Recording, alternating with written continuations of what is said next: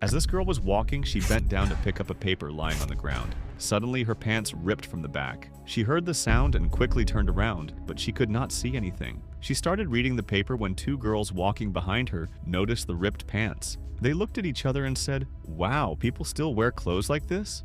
Then they started laughing loudly. The girl with the ripped pants replied, "I didn't have my own clothes, so I borrowed my sister's pants.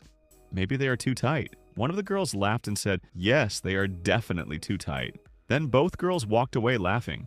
Actually, all three girls were going to a fashion show. They had an interview that day to get selected for the event. The girl arrived at the office and said, "Good morning," to the assistant sitting at the front desk. The assistant smiled and replied, "Good morning."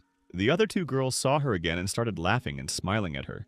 After a short time, all three girls were called in front of the judges. One judge said, "I wish all of you the best of luck." Then another judge asked one of the girls to give a small performance. She walked forward, turned around, and came back. Then it was the second girl's turn. She also walked and turned around. Now it was the third girl's turn, the girl with the ripped pants. She walked forward, turned around, and returned to her place. The other two girls were still laughing. Finally, she gathered courage and asked a judge, "These girls have been laughing at me for a long time. Can you please tell me why?" The judge kindly replied, "Ma'am, your pants are ripped from the back." The girl felt embarrassed and said, "I didn't know about that. Please forgive me." One of the judges gave her his coat so she could feel more comfortable. When the other two girls saw this, they became upset and started arguing with the judge. The girl tried to explain to them and said, "You should never laugh at someone like this, and it doesn't look good when one girl laughs at another girl."